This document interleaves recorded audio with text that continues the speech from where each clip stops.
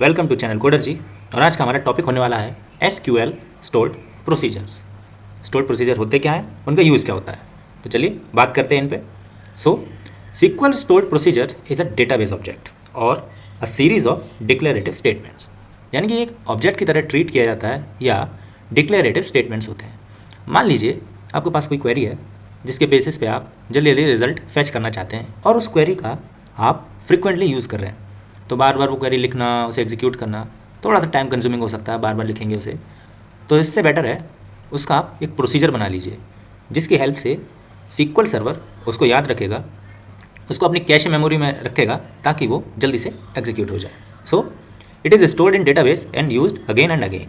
Parameter can be passed, इसमें आप parameter भी पास कर सकते हैं। बेसिकली इसको आप एज अ फंक्शन यूज़ करेंगे। Then it is stored in cache, जैसे मैंने आपको बताया कैश मेमोरी में स्टोर होता है ताकि जल्दी से फैच होके ये आ सके। There are two types of stored procedure. First one is system defined, second one is user defined. यानी कि कुछ stored प्रोसीजर सिस्टम के द्वारा दिए जाते हैं और कुछ यूज़र खुद बना सकता है। तो चलिए इन पर डिटेल में डिस्कशन करते हैं, आगे इनको क्वेरीज के थ्रू समझेंगे।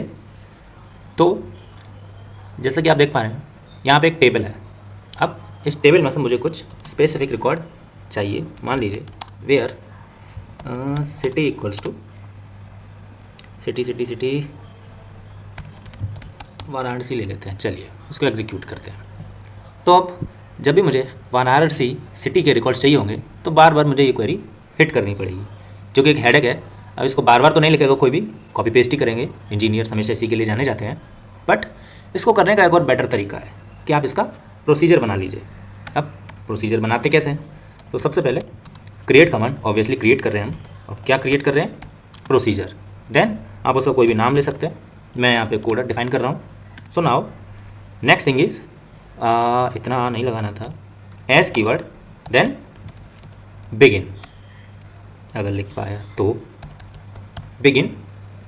एंड इसके बाद आप अपनी क्वेरी यहाँ से उठाइए और यहाँ पे पेस्ट कर दीजिए एक बार।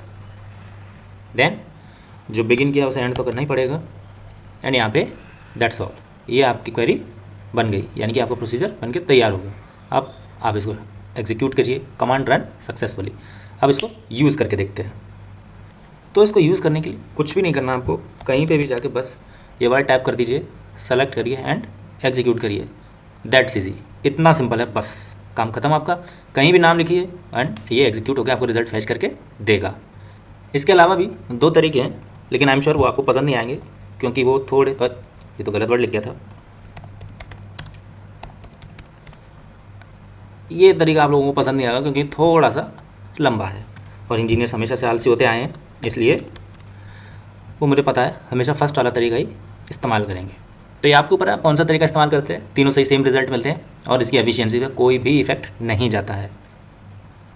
अब जो चीज़ बनाई जा सकती है, क्रिएट की जा सकती है, वो डिलीट भी की जा सकती है, लेकिन डिलीट करने से पहले इसको एल्टर करके देख लेते हैं एक बार।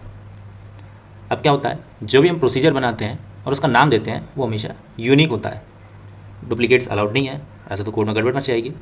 सो यहाँ पे चीज़ें थोड़ी सी अल्टरनेट करके देख लेते हैं। अब यहाँ पे सिटी लिख देते हैं मुरादाबाद। चलिए एग्जीक्यूट करते हैं इसको, कमांड रन सक्सेसफुली। एंड इसे भी एग्जीक्यूट करेंगे तो देखेंगे यहाँ पे वाराणसी और मुरादाबाद दोनों की वैल्यूज हमें मिल रही हैं। और जब ये हो सकता है तो इसे डिलीट भी किया जा सकता है। तो सिंपली ड्रॉप करेंगे आप procedure and command run successfully. अब इस कोडर को लिखने से आपको कुछ भी नहीं मिलेगा, can not find stored procedure coder. तो ये था हमारा प्रोसीजर के बारे में। तो अब सिंपल प्रोसीजर से उठ के चलते हैं थोड़े एडवांस प्रोसीजर की तरफ, जो आपको क्वेश्चंस में और इंटरव्यूज़ में बहुत काम देगा। तो बेसिकली वही पूछा जाता है, ये तो आपकी जनरल नॉलेज के लिए था सिर्फ। अब बात करते हैं, मान लीजिए मुझे बनाना है क्रिएट प्रोसीजर कोडर फिर से। नाउ अब हर बार एक तरफ के रिकॉर्ड्स थोड़ी चाहिए होते हैं। मान लीजिए मैंने वहाँ पे सिटी पास की थी, बार बार वो एक क्वेरी थोड़ी चलाऊँगा। हम लोग कोडर्स हैं और हमारा काम बेसिकली डायनेमिक होता है मोस्टली। अब मान लीजिए कोई यूज़र है, वो अपने हिसाब से रिज़ल्ट सर्च करना चाहता है, तो हम यूज़र से कैसे इनपुट लेके काम करेंगे, उस पर हमारा ये टॉपिक होने वाला है। तो बेसिकली इस टॉपिक का नाम है प्रोसीजर विथ पैरामीटर्स। अब पैरामीटर्स जो लोग भी थोड़ा भी कोडिंग बैकग्राउंड से आते होंगे वो समझते होंगे कि फंक्शन में कुछ पैरामीटर्स पास किए जाते हैं जिनके बेसिस पे रिजल्ट हमें मिलते हैं, रिजल्ट को एल्टर किया जा सकता है। तो कुछ इसी तरीके से यहाँ भी होता है। तो अब मैं यहाँ पे एक डायनामिक प्रोसीजर बनाऊँगा। अब मान लीजिए हमने पिछली बार क्या निकाला था, निकाली थी हमने सिटी। सो सबसे पहले मैं यहाँ पे एक नाम दे देता हूँ अच्छा सा, इनपुट सिटी, यानी कि मैं सिटी प्रोवाइड करूँगा। सिटी किस टाइप का होगा, वेयर केयर था, यहाँ पे 10 मान लेते हैं। एंड चलिए कोई एक और पैरामीटर ले लेते हैं, @ नाम ले लेते हैं, जो होगा नाम ही ले लेते हैं, वेयर केयर 10। यानी कि मेरा जो प्रोसीजर होगा वो ये दो वैल्यूज एक्सेप्ट करेगा। देन एस बिगिन, अब query select all from RECK। Now where, अब मुझे चाहिए सिटी। सो सिटी में अब क्या आएगा, ये बात है। तो इस सवाल का आंसर है, यहाँ पे आपको मेंशन करना है इनपुट सिटी। अब ये इनपुट सिटी जब आप इस प्रोसीजर को कॉल करेंगे तब आपको देनी है। तो ये एक चीज़, and select all from RECK where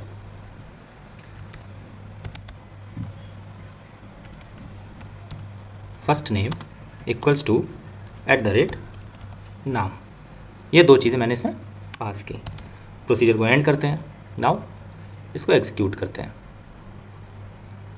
कह रहा है नियर कॉमा, कौन सा कॉमा, अरे आई होप अब ये चलेगा। कमांड रन सक्सेसफुली, यानी कि ये बन गया। अब इस प्रोसीजर को कॉल करते हैं। फंक्शन पढ़ाते पढ़ाते ज़्यादा फंक्शन में घुस गया लगता है मैं। हाँ, तो यहाँ पे पेरेंथेसिस यूज़ नहीं करने होते, डायरेक्टली आपको ऐसे ही पास करना होता है। तो आप देखेंगे इस तरीके से हमारा रिजल्ट फैच होके आता है। मान लीजिए अब मैं एक पैरामीटर नहीं पास करता हूँ, तो देखते हैं क्या होता है। कभी कभी केस स्टडी भी कर लेनी चाहिए। तो आप देखेंगे यहाँ पे ये फंक्शन नहीं चला। अगर हमने 2 पैरामीटर यहाँ पे डिफाइन करे हैं तो हमें 2 के 2 पैरामीटर ही भेजने पड़ेंगे। तो यहाँ आप दूसरा पैरामीटर भी भेज ही देते हैं एंड देन हिट एग्जीक्यूट। तो आपको देखेंगे ये रिजल्ट आपको मिल रहे हैं। तो इस तरीके से हमारा पैरामीटर प्रोसीजर काम करता है। अब मान लीजिए यहाँ पे कुछ बहुत होशियार कोडर भी हैं। अब मानिए मैंने यहाँ पे पैरामीटर ही बदल दिए। सिटी में मैं पास कर देता हूँ मीनू को, और यहाँ मैं नेम में पास कर देता हूँ अलीगढ़ को। कुछ लोगों को खुजली होती है ना थोड़ा करने की, हेर फेर। तो देखा आपने, दोनों ही ब्लैंक रिजल्ट आए हैं मेरे पास। यानी कि ऑर्डर मैटर करता है। जिस ऑर्डर में आपसे सवाल पूछा गया है उसी ऑर्डर में आपको जवाब भी देना होता है, तभी चीज़ें सही से काम करती हैं, वरना नहीं करती। सो यहाँ पे तुमने ये सीख लिया। अब कुछ बात आती है, मान लीजिए जैसा कि मैंने बताया था, मैं यहाँ पे पैरामीटर पास करना ही भूल गया। तो यहाँ पे एक कॉन्सेप्ट होता है डिफ़ॉल्ट का। आप यहाँ पे डिफ़ॉल्ट वैल्यूज़ भी सेट कर सकते हैं कि अगर कोई पैरामीटर नहीं भेजा जाता तो आपको रिजल्ट कैसे शो करने हैं, उसे भी देख लेते हैं। चलिए, तो सिंपली उसके लिए यहाँ पे इक्वल्स टू लगा के अपने डिफ़ॉल्ट वैल्यूज़ दे दीजिए। तो मैं यहाँ डिफ़ॉल्ट वैल्यूज़ क्या दे देता हूँ, आजमगढ़ कर देता हूँ, और नेम कर देता हूँ। नेम तो अभी मेरे दिमाग में कुछ आ नहीं रहा, अभिषेक डाल के देखते हैं आता या नहीं आता। अब इसको एक बार क्वेरी को रन करते हैं। हाँ, अभी ये नहीं चलेगा क्योंकि मैंने इसको एल्टर किया है। इसको एग्जीक्यूट करते हैं, सक्सेसफुली रन। अब एक बार इसको रन करके देखिए तो ये चला। अब बिना पैरामीटर के इसको रन करके देखते हैं डिफ़ॉल्ट वैल्यूज़ पे कैसे रिजल्ट देता है।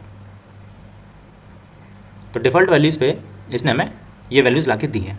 तो इस तरीके से डिफ़ॉल्ट वैल्यूज़ भी आप सेट करके देख सकते हैं, जिससे आपका जो प्रोसीजर है वो हमेशा कुछ ना कुछ रिजल्ट तो देगा ही, भले कोई इसे एक्स्ट्रा होशियार कोडर यूज़ करे या नॉर्मल कोडर यूज़ करे।